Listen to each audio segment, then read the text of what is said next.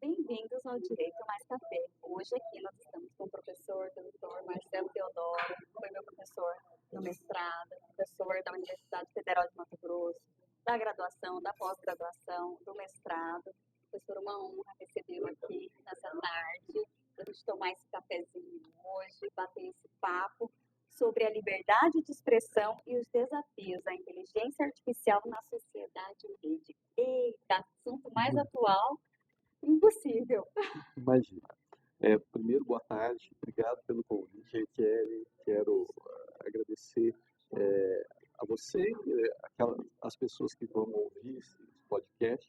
Dizer que estou muito feliz porque é um bate-papo, mas é um bate-papo sobre um tema que realmente instiga e está na nossa ordem do dia das pesquisas, daquilo que a gente está procurando entender, porque é tudo tão atual, é novo e atual, e ao mesmo tempo nós não podemos deixar de falar sobre isso. Será que ainda é um tanto quanto incerto algumas coisas?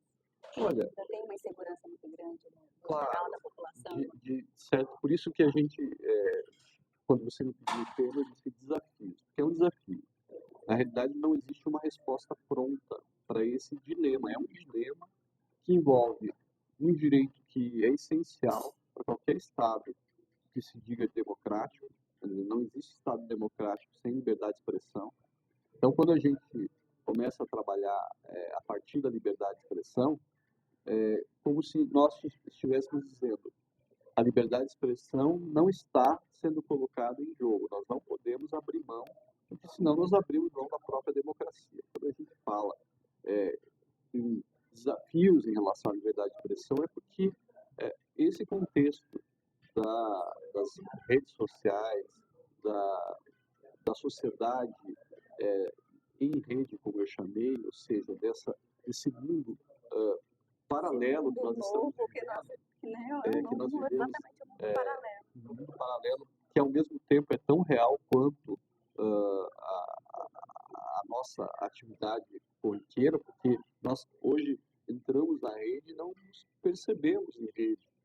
Nós estamos aqui conversando, daqui a pouco alguém nos chama aqui no WhatsApp, ou mesmo no Instagram, e nós imperceptivelmente estamos conversando com essa pessoa e às vezes até interagindo, eu, você e essa pessoa, e não nos damos conta.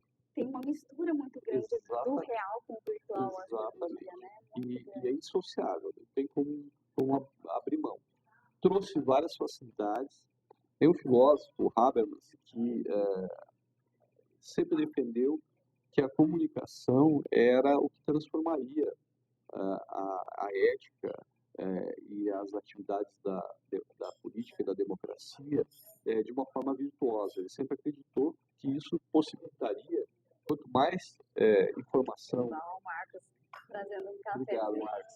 maquiado. Quanto mais informação se gerasse, as pessoas nesse discurso se apropriariam das melhores ideias e trariam à tona aquilo que de melhor pudesse extrair a partir do pensamento.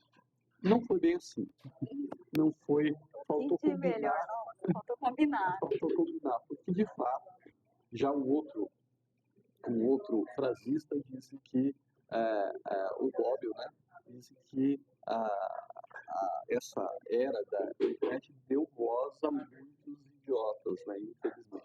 Então, por isso que eu disse que é um dilema. Há muitos benefícios, de fato.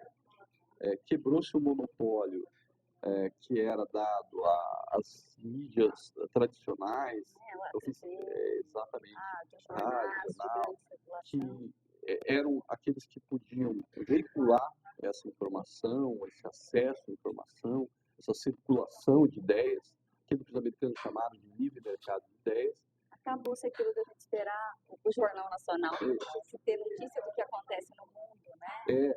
Era muito comum, há uns 30, 40 anos atrás, você comprar o jornal de domingo no sábado, já na ansiedade de saber quais eram as notícias que estavam presentes, e muitas vezes havia um delay, uma certa maturação da notícia, e até mesmo... No momento que a notícia chegava, mas o fato teria acontecido. E, incrivelmente, isso também tinha alguns aspectos interessantes, porque, primeiro, a notícia, como demorava a ser apurada, ela era melhor apurada.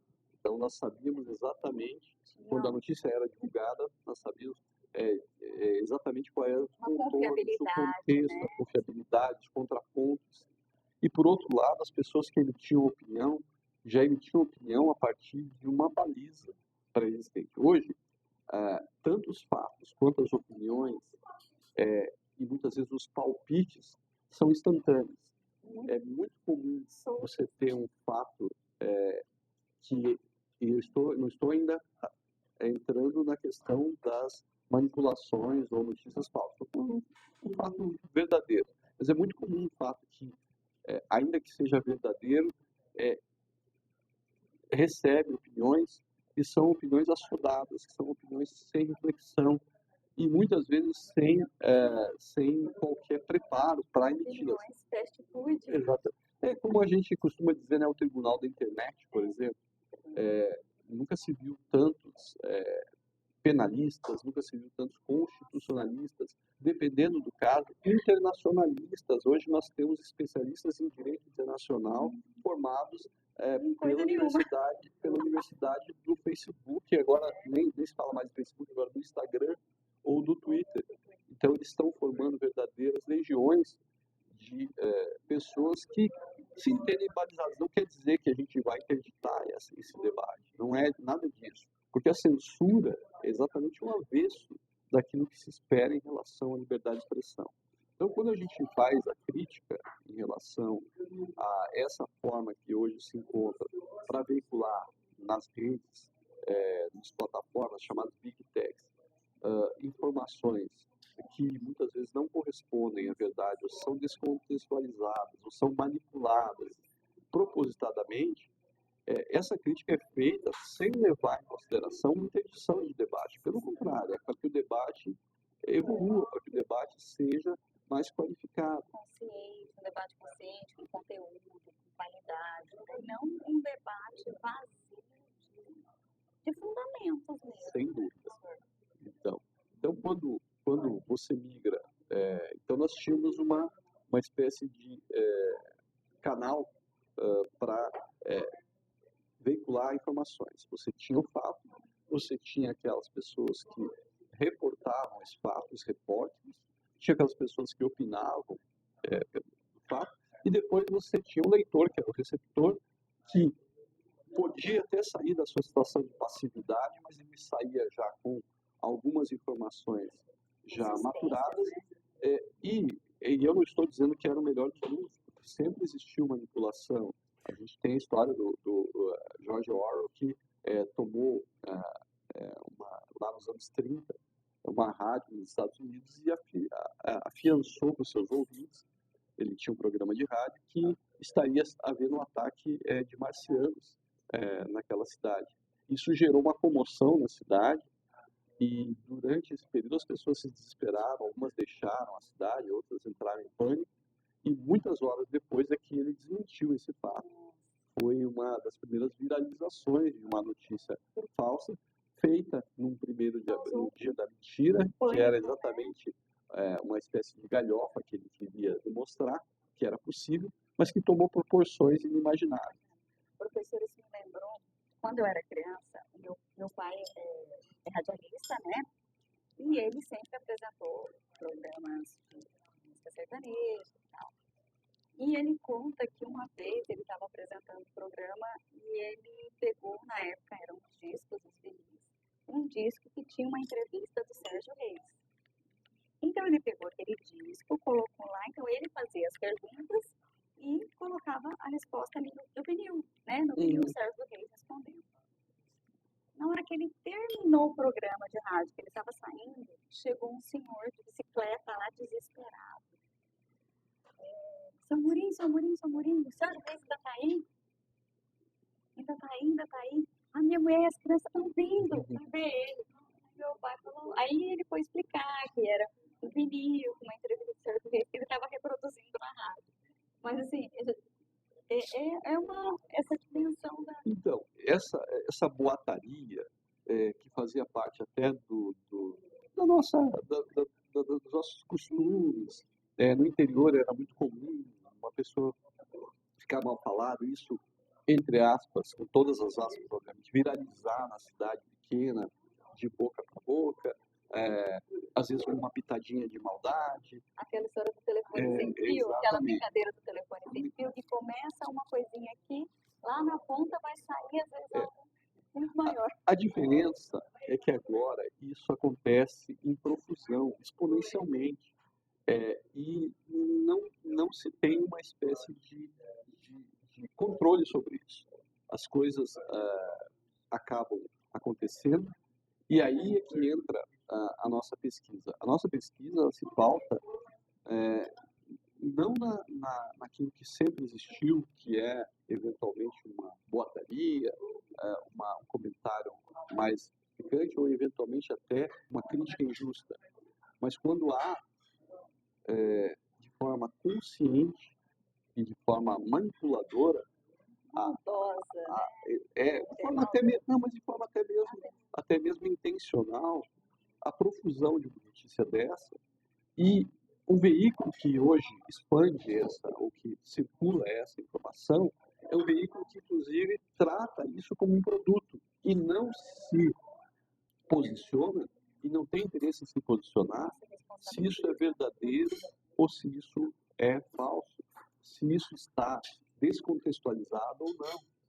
É muito comum que haja muito mais engajamento quando a notícia é falsa ou quando a notícia é de alguma maneira invasiva em relação à honra, à privacidade, à imagem de alguém, ou finalmente quando a notícia traz algum tipo de sensacionalismo em cima de um fato que seria corriqueiro. Então, esse tipo de Chama muito mais atenção. Então, é muito melhor acreditar, por exemplo, que um determinado medicamento sem qualquer efeito comprovado cura uma doença que causou uma pandemia terrível, ou que receitas caseiras resolvem problemas como impotência, ou que alguém foi acometido de algum mal absurdo porque tomou uma vacina, ou que essa vacina estivesse contendo um chip que o perseguiria para o resto da vida. Esses discursos, essas narrativas, por mais absurdas que pareçam, engajam muito mais do que se você trouxer uma realidade das dificuldades, da complexidade que é, ou da necessidade de fazer exames clínicos para aí sim implementar um tratamento compatível com aquela doença nova que se conheceu. Então, a gente vê charlatãos propondo cura para o câncer, cura para a AIDS e outras doenças que são objeto de pesquisa há muitos anos, como se isso fosse algo absolutamente descoberto do dia para a noite e com fórmulas absurdas. Esse ainda é um problema que nós temos ainda recente, que sentimos na pele isso, mas quando isso se volta também para outras situações, como, por exemplo, afirmações de negação em relação às mudanças climáticas, em relação à poluição, em relação a várias questões que a ciência já avançada comprovou, faz com que aqui se crie os chamados corredores de eco. As pessoas acreditam e só consomem aquilo que acreditam. Então, independentemente da qualidade da informação que se recebe, se essa informação agrada determinado grupo, as chamadas bolhas, cria-se esses corredores de eco. Então, é muito comum, e aí entra a questão dos algoritmos, que a gente trabalha na ideia dessa sociedade em rede, que personaliza ou individualiza aquilo que se vai consumir.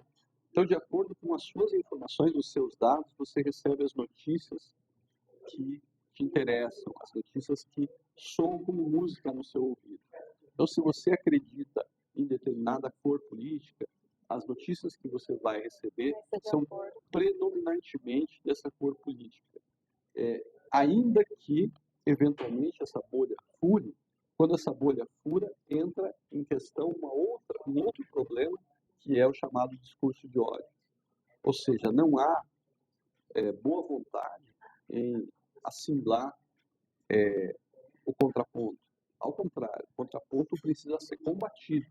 E eu combato o contraponto com ódio. E o ódio, a agressividade engaja também. O ódio e a agressividade engaja também.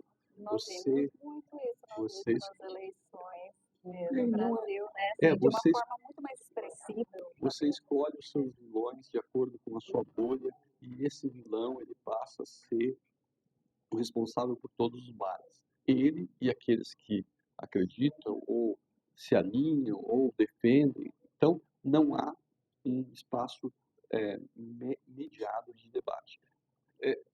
Eu não estou dizendo que a mídia, como um todo, a mídia tradicional, sempre foi o mar de rosas. Ela sempre, principalmente nos estados onde há pouca concorrência em relação aos meios de comunicação, o Brasil sempre teve determinados grupos hegemônicos, para não falar monopólios, e obviamente que esses grupos hegemônicos, nesses monopólios, havia uma espécie de determinação, de orientação da notícia e das opiniões. Então, é muito comum a gente ouvir, antes da popularização da internet, que determinado grupo ajudou a eleger um presidente, ou tentou derrubar outro presidente, ou apoiou golpes de Estado, não só no Brasil, mas como um todo. Isso sempre existiu. Mas a celeridade e o método como se faz hoje é algo que precisa ser estudado, precisa ser, de alguma maneira, eu não digo freado, porque nós estamos falando em atuação estatal. Aliás, o Estado deve ser o último agente a tomar frente dessa condição de limitar ou de regular. Exatamente. Mas, de alguma maneira, a gente precisa ter consciência. O Diogo Reis, que é o professor da Mackenzie de São Paulo, ele estuda esse assunto e ele diz, olha, nós só podemos e só temos o direito de regular aquilo que a gente sabe o que é. Ou seja, eu não posso abstratamente me antecipar, inclusive, você sabe disso, né? Nossa Constituição proíbe censura prévia. Então, discursar sobre os problemas causados pela informação manipulada, pela informação descontextualizada, pelas fake news na sociedade em rede, jamais se confunde com propostas censitórias. Nós jamais vamos falar em censura, porque censura, especialmente censura estatal, é o pior dos mundos, é renúncia à democracia.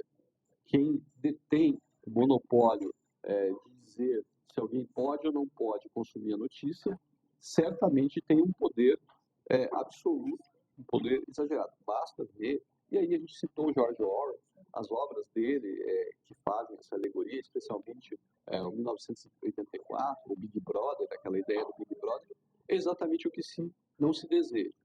Mas quando se verifica que, a despeito dos benefícios que essa popularização, vamos chamar democratização da informação, trouxe, porque hoje todos podemos nos expressar.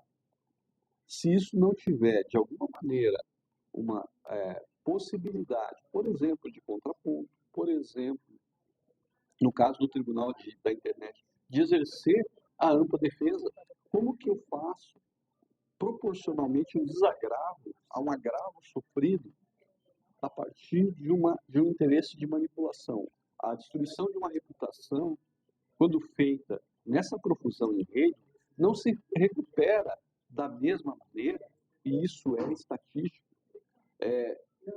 com uma nova postagem no mesmo local. Até porque não há... Não se chega o alcance que teve aquela notícia falsa, ou qualquer que seja essa notícia que não era tão alinhada com a verdade, ela não tem o mesmo alcance, aquela retratação não tem o mesmo alcance. E houve uma tentativa de autorregulação pelas big techs, pelas plataformas.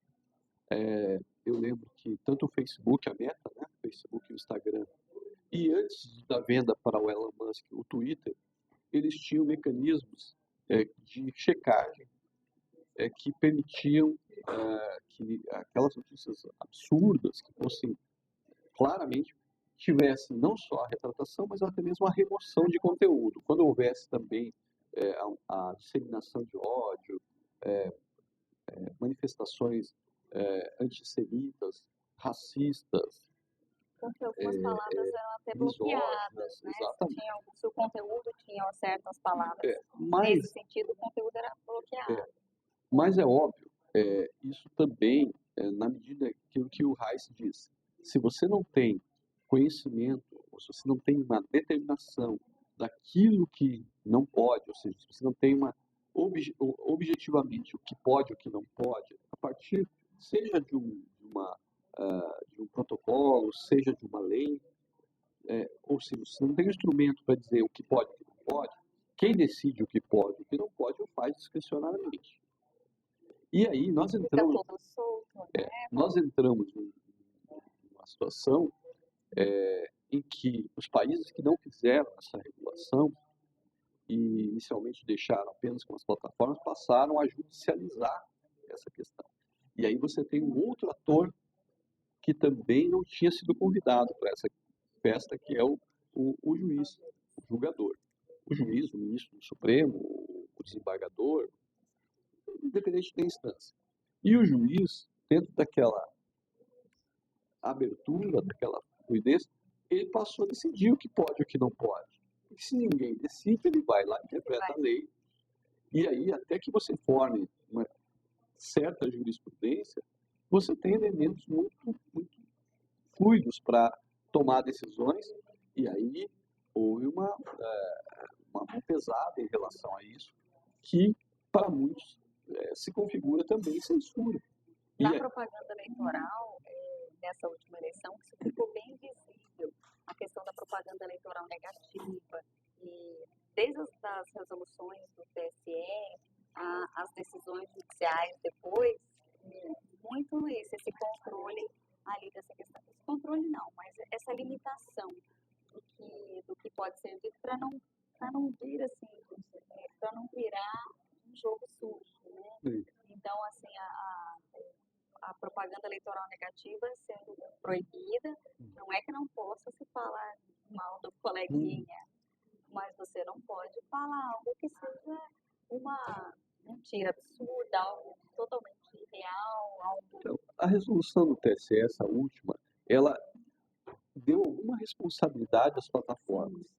Ela, de alguma maneira, limitou a publicidade, a monetização, para que uma determinada propaganda política tivesse mais divulgação, o que é possível, por exemplo, para um produto, mas não para uma plataforma política. Então, isso já é benéfico. Ela, de alguma maneira, exigiu que houvesse, e é isso que eu acho que é uma das questões importantes, a transparência em relação à utilização dos algoritmos. Ou seja, como um discurso que é colocado por uma determinada perfil vai repercutir, vai ser julgado, e se eventualmente esse discurso for de fato um discurso mentiroso, um discurso de ódio, um discurso manipulado, a retratação ou o contraponto a ele, como ele pode ter a mesma repercussão. Isso é mensurável, mas as Big Techs não divulgam. Na Constituição, guardam toda a informação. Uma outra questão é o chamado manto de anonimato. As Big Techs, obviamente, precisam ter sede no Brasil para poder ser responsabilizadas e apresentar perfis e a identidade daqueles perfis. Precisam operar a partir do Brasil, não apenas na sua sede, para que eu me torne inalcançável. Porque senão fica sem lei. E aí, você não posso. E a Constituição é muito clara, é livre a manifestação de pensamento, mas é vedado o anonimato. Então, se eu consigo identificar, eu preciso também responsabilizar. E o nosso Marco Civil da internet, ele tem um artigo 19, que não responsabiliza as plataformas senão após decisão judicial. Esse tema 987, que está lá no Supremo, o Supremo tirou o pé um pouquinho, porque ele esperava que a PL fosse aprovada, porque o projeto de lei não foi aprovado em 2023, não entrou em pauta em 2024 e não deve ser aprovado da forma como foi, que tentava colocar um marco regulatório para a internet, além daquele marco civil. E o marco civil, então, no artigo 19, não dá conta, porque ele diz que a responsabilidade não é nem subsidiária, ela não existe enquanto não sobrevier a uma ordem judicial. Somente a ordem judicial. E os protocolos, como a gente está vendo, estão sendo retirados. Ainda não foi retirado no Brasil, o protocolo agora da Meta. O do Twitter já havia sido retirado, esse protocolo de remoção de conteúdos, e aí os conteúdos são removidos por ordem judicial e há um embate, inclusive, da opinião pública mundial, e esses próprios gestores ou donos de big techs criticam o nosso poder judiciário por essa atuação, e aí nós vamos nesse jogo de empurra, quer dizer, você acaba por não ter uma clareza sobre em que situações você pode regular e quais são aqueles agentes que participarão dessa regulação, porque eu volto a insistir, isso não pode partir do Estado. O Estado não pode se ter um órgão, como já existiu aqui nas ditaduras, o órgão o chamado Ministério da Verdade, lá da obra do órgão. Nós não podemos ter isso. Agora, nós podemos ter, sim, comissões ou comitês mistos ou com participação de todos esses atores, de todos esses players, que, de alguma maneira, estabeleçam um protocolo, um parâmetro mínimo, né? Como foi feito na União Europeia, como foi feito no Canadá, como foi feito em vários países que já adotam, alguns estados dos Estados Unidos já fazem essa regulação, porque nós temos, da mesma forma, volto sempre nessa tecla, a mesma forma como nós temos conteúdos absolutamente producentes na internet, desde o entretenimento, e a gente não pode deixar de falar do entretenimento, mas também informativo. Ninguém está falando que nós precisamos de uma TV Cultura na internet o tempo inteiro. Ninguém quer um Discovery Channel na internet, não é isso. A gente precisa de entretenimento, a gente precisa de debate público, só que a gente não precisa de pedofilia, nós não precisamos de misoginia, nós não precisamos de discurso de ódio, de discurso alusivo ao nazismo, ao fascismo, e não podemos concordar que não haja nenhum disclaimer, nenhum contraponto à manipulação de informações. E aí entra, talvez, um ponto central do nosso debate, que seria a inteligência artificial. Tudo isso que eu falei potencializou-se. A inteligência artificial já existe há muito tempo, mas agora a inteligência artificial popularizou-se. Todo mundo pode ter uma Alexa em casa, o nosso celular tem a Siri. Ainda não temos grandes debates filosóficos, né? Nem com a Alexa, nem com a Siri, mas vamos ter. Em algum momento isso vai ser possível. Mas já é possível interagir o ChatGPT, agora essa outra plataforma chinesa que vai disputar com o ChatGPT, parece que com muito mais condições. E o que é essa inteligência artificial? Na verdade, ela é uma inteligência informacional. Ela não brota espontaneamente, não há neurônios ali. Precisa ser alimentada. Ela é alimentada. E tem um experimento de 2016, que foi feito pela Microsoft, uma das primeiras tentativas, que colocou como entretenimento para adolescentes, essa era a ideia, chamava Tai, era um aplicativo que respondia e interagia com as pessoas. Ele teve que ser tirado do ar em menos de 24 horas. Porque ele começou com oi, tudo bem, ele era indutivo, então intuitivo, quanto mais informações ele recebia, melhorava o seu vocabulário, sempre respondendo, e depois começou a perguntar, e começou a, olha, o que você achou do skate? Achei a rampa tal, e aí ele ia buscar informações na web. Olha, tem a rampa no Canadá, que é assim, e isso nos primeiros 30 minutos. Mas logo em seguida, por indução das próprias adolescentes que estavam interagindo, ele começou a falar palavrão, ele começou a assediar sexualmente alguns das pessoas que estavam interagindo e passou a adotar um discurso, um discurso racista e um discurso antissemita, inclusive exaltando o Adolf Hitler, eh, aplaudindo quando se falava de conteúdo misógino e assim por diante. E aí a Microsoft não teve outra saída senão retirá-lo.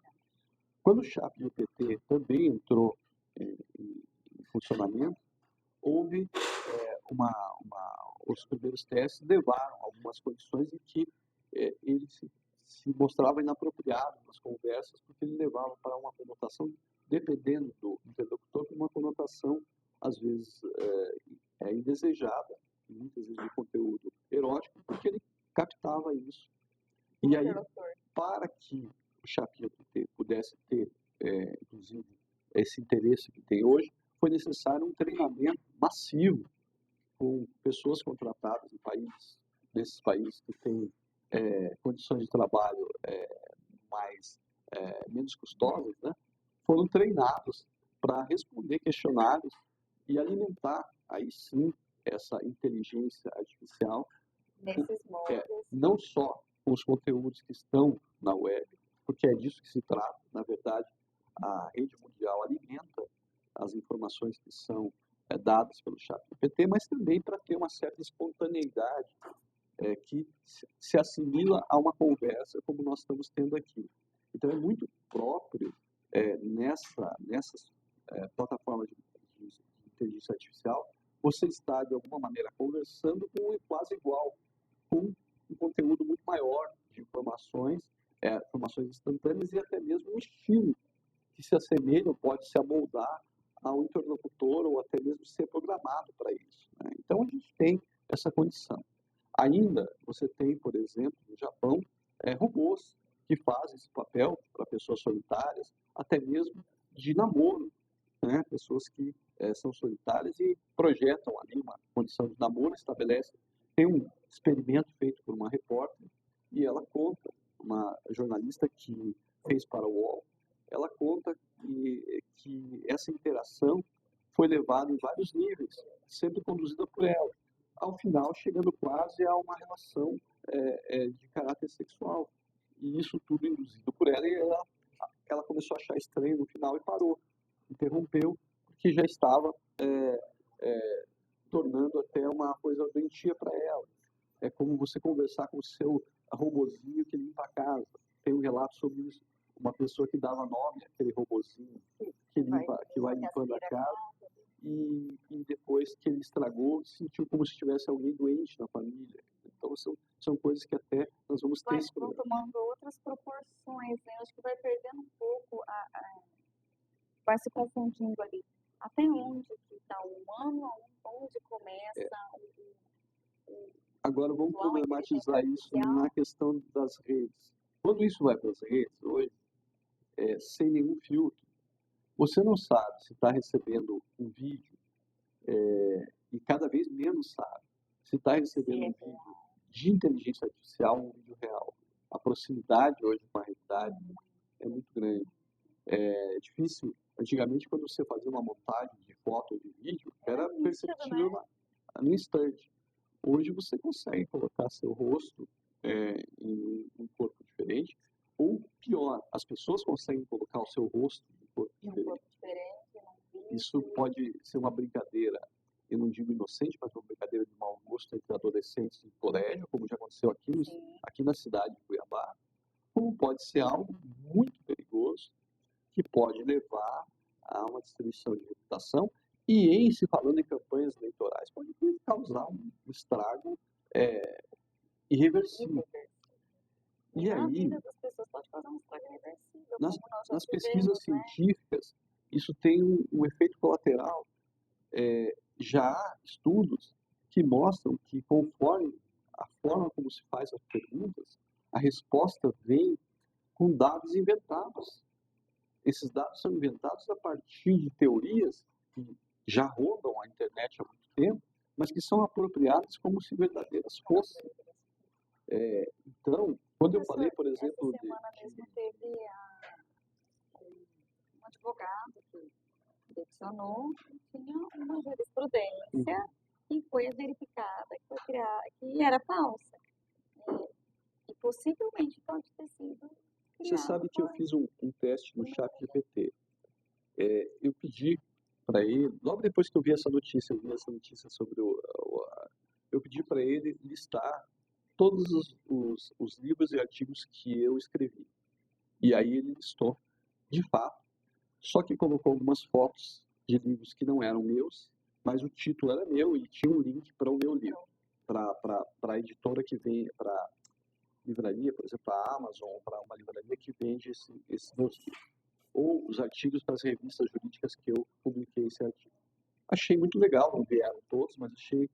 E aí faz um comentário elogioso a mim, achei bastante simpático. Mas eu, já conhecedor dessa situação, eu fiz uma provocação. Eu pedi a ele que me trouxesse os livros de direito penal que eu havia publicado. E ele respondeu que a minha expertise era direito constitucional, mas que eu tinha orientado um trabalho sobre direito penal e me deu o nome real, de fato, era um trabalho sobre penal constitucional. Mas eu insisti. Eu falei, não, mas eu quero um artigo de minha autoria sobre direito penal. E aí ele deu. Era um artigo bem aleatório sobre operação, sobre lei da ficha limpa, alguma coisa assim, que eu não sei quem é o autor, né? E atribuiu a mim. Ele colocou meu nome, meu sobrenome, como se fosse um artigo meu. como se fosse. Então, se você, de alguma maneira, provocar, ele vai te dar a resposta que você está Como se procurando. quisesse te agradar. Exatamente. Eu vou falar aqui, vou mostrar aquilo que ele quer ver. E um outro experimento que foi feito também é a respeito de citações legislativas a respeito de um assunto. Então, conforme o tom da pergunta que você faz, deve ter acontecido isso com esse advogado, teses vencidas que não estão mais em vigor são localizadas em algum lugar naquele conteúdo enorme que está dentro da rede e são trazidas à tona porque te interessa para respaldar a tua. Isso, analogicamente, lembra quando lá atrás, nos anos 90, você pedia para o seu estagiário, eu era estagiário naquela época, para que você localizasse, nos anos 80, 90, localizasse uma jurisprudência que agradasse o advogado para ele poder. Então a gente ia lá e procurava até achar uma no meio de milhões. Mal comparando, isso acontece hoje, porque não é uma inteligência, como eu disse, é uma inteligência informacional, um banco com bilhões de dados. É um banco de dados que vai te trazer. Que possibilita que a conversa flua quase como uma conversa entre seres humanos. E tem uma capacidade de pesquisa. E quando você vai pedir, por exemplo, o resumo de um texto jurídico, ele vai trazer para você, ou até mesmo apresentar uma proposta de texto jurídico, de artigo jurídico, sempre com clichês, mas extraindo, plagiando, obviamente, de outros trabalhos e muitas vezes entregando algo que, à primeira vista, fica palatável. Se você não tiver um olhar mais clínico, pode até convencer que aquilo, de fato, foi feito por alguém. E isso é um problema, inclusive, nas universidades, tem sido cada vez mais. Os trabalhos estão sendo filtrados, né? Quem não tem muito tempo, no nosso caso, assim, que a gente tem muitos alunos, tem muitas atribuições, a gente acaba pedindo trabalhos manuscritos para tentar fugir dessa condição, mas isso é um problema. Agora, quando mas quando você leva isso para... Marcos, você tem um café para mim, por gentileza? Expresso normal. Quando você leva isso para o campo da liberdade de expressão, para circulação de informações, você pode ter isso criado propositadamente, manipulado e criado propositadamente para difundir essas notícias em um caráter absurdo, inclusive a partir dos chamados bots sociais. O que são esses bots sociais? São programas de viralização de perfis falsos que reproduzem ad nauseam uma informação que depois é compartilhada também por pessoas que querem acreditar, aquela história do corredor de eco, mas que claramente foram induzidas por esses bots. Como eu disse, num primeiro momento, tanto a Meta, a partir do Instagram e do Facebook, mas também o Twitter, tinham detectores para essas bots. Há uma proposta de abandono em relação a isso, território livre. E aí, sempre que a gente tem um território livre, os excessos aparecem, os absurdos aparecem. Nós estamos falando ainda num período de início. A repercussão disso, se não houver algum tipo de contenção, ela pode criar, de fato, pessoas que vão reproduzir amanhã depois teses que a gente já superou há muito tempo, que a ciência já avançou, que o próprio senso de convivência civilizatória já aceitou como válido.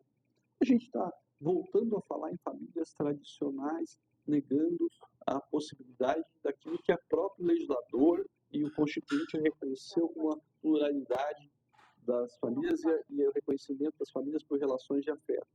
Nós estamos agora voltando, retrocedendo para a discussão quase que... um retrocesso assim, gigantesco. E outros fatos históricos passaram a ser revisitados com narrativas diferentes ou até negando O Holocausto é uma... a questão do Vira e Holocausto. mexe, tem alguma coisa assim.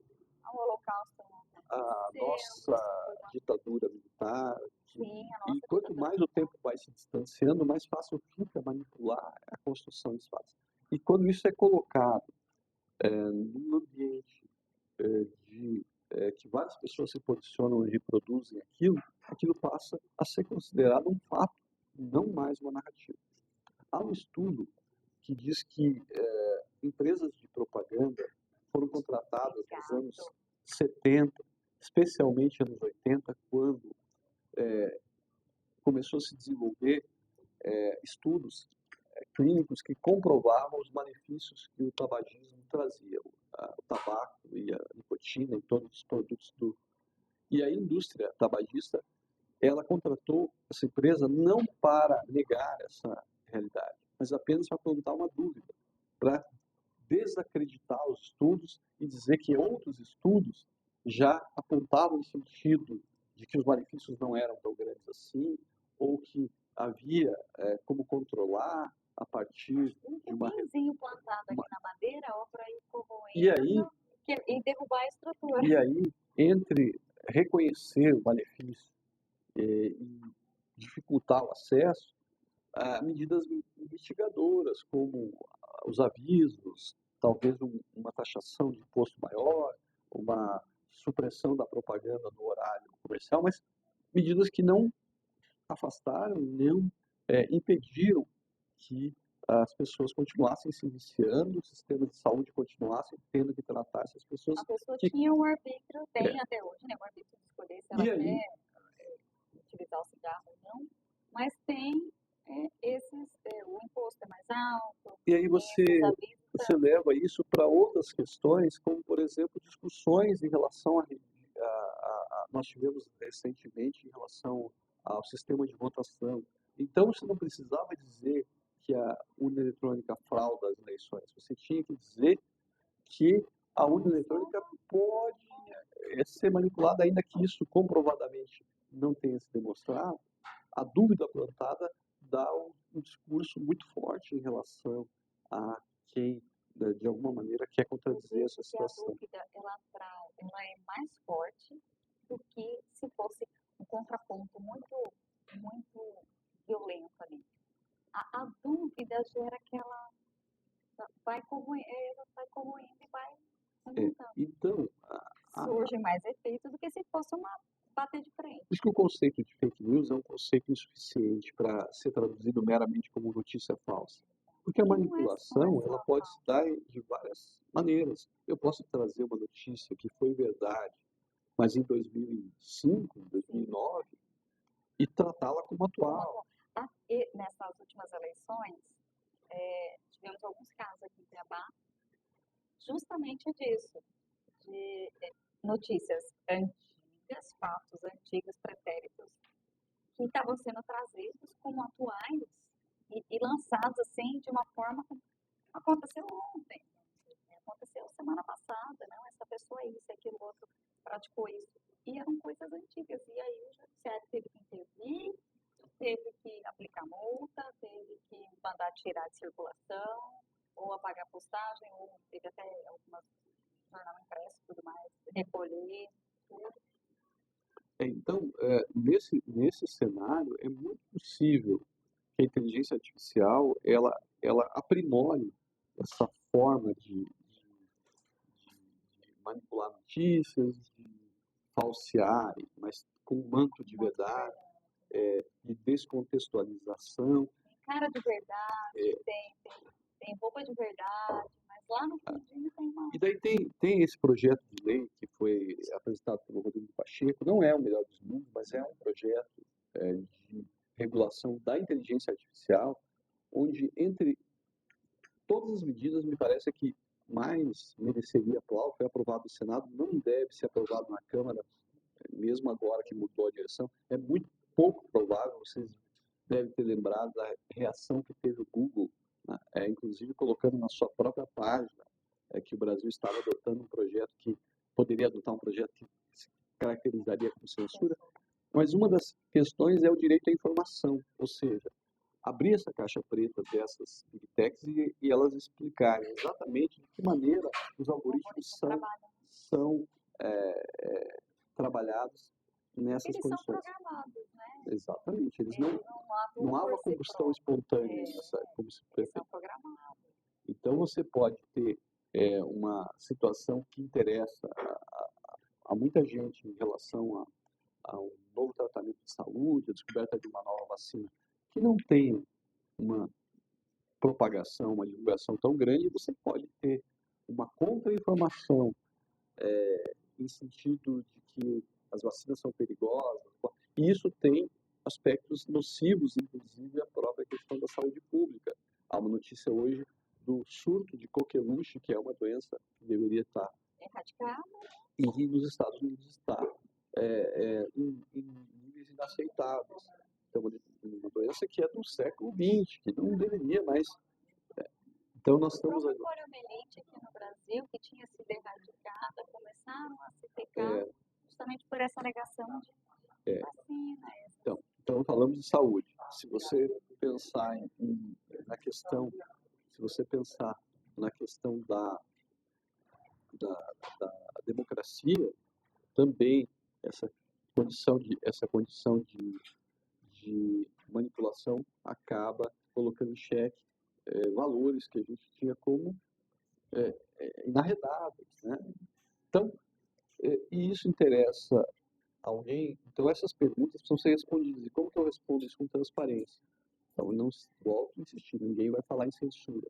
Não se dê ao Estado, não se dê ao Executivo, por exemplo, esse poder. Não se deve dar ao Executivo. E para o Judiciário, esse poder tem que ser realizado dentro de parâmetros objetivos para que, de fato, o Judiciário só intervenha de acordo com aquelas diretrizes máximas, eu diria máximas, de intervenção. Ou seja, só vai interferir exatamente depois que falhou a autorregulação da plataforma, depois que falhou a contra-informação, depois que... Fazendo uma comparação, como o direito penal deveria ser a última parte, a última opção, a última saída, exatamente. A intervenção do judiciário nesses casos deveria ser a última. Então, nenhum dos pesquisadores que seja adotado pelas plataformas, e assim, aí sim responsabilizar também as plataformas, e aí me parece que a coisa vai repercutir. Até porque são elas que lucram em exatamente, isso. Né? Mas, basicamente, a gente está, como eu disse, com um desafio. Muita gente reportando aos conceitos clássicos sobre liberdade de expressão, acho fantástico isso, a ideia do livre mercado e tal, mas a gente não pode falar de livre mercado de ideia quando pelo menos um dos players não está jogando limpo, né? Então, como é que eu vou fazer esse debate franco, aberto, se você tem desonestidade na circulação? Então, a Constituição tem seus parâmetros, a ideia da proibição de censura prévia, da responsabilização, do direito à resposta. Então, o direito dá algumas soluções, mas mais do que isso, nós precisamos despertar para que a sociedade, de fato, reconheça que é preciso ter algum tipo de parâmetro para que a gente saiba em que território nós estamos pisando. Né? Transparência, interdição de discursos já reconhecidos como crime no mundo real, que também são crimes no mundo virtual, responsabilização. Se isso não acontecer, vira território livre e aí a gente pode ter, a gente pode ter efeitos muito danosos. Professor, muito obrigada pela presença do senhor. Esse bate-papo foi assim, essencial para a gente poder ter essa reflexão a respeito da liberdade de expressão, dessa liberdade de expressão na rede, e de como que a gente tem que começar a palpar isso e verificar até que ponto que essa liberdade não é para ser absoluta. Não estamos querendo falar em restringir liberdades, né? Mas uma regulamentação para que, da mesma forma como você disse, que é no mundo real, que também seja no virtual. Para que não sejam propagados discursos de ódio e outras coisas, atrocidades, que são inaceitáveis, né? E, da mesma forma, os direitos e as garantias fundamentais sejam preservados também no virtual, assim como no real. Te agradeço muito pelo espaço, pela oportunidade desse bate-papo leve, que eu espero, na verdade, é o que a gente sempre teve, essa conversa franca, aberta, e que parece que a gente entra na casa de cada pessoa e está dialogando com ela também. Então, vamos esperar que essa conversa viralize, né? Para que a gente possa, de fato, propagar ou circular ideias boas. Né? Boas informações, boas ideias. Quero deixar aqui uma lembrancinha. Muito obrigado, parabéns, né, pela iniciativa, né, divulgação da cultura jurídica, é sempre bom. O senhor é um dos responsáveis, viu? Obrigada. Obrigada, querida. E nós aqui no Vieiras Café e Bar, tomando um cafezinho maravilhoso, delicioso, que o Marcos prepara com todo carinho. Faltou o café turco. Daqui a pouco nós vamos mostrar o café turco, hein? Isso mesmo, vamos apresentar o café turco. Obrigada, Nada, professor. imagina.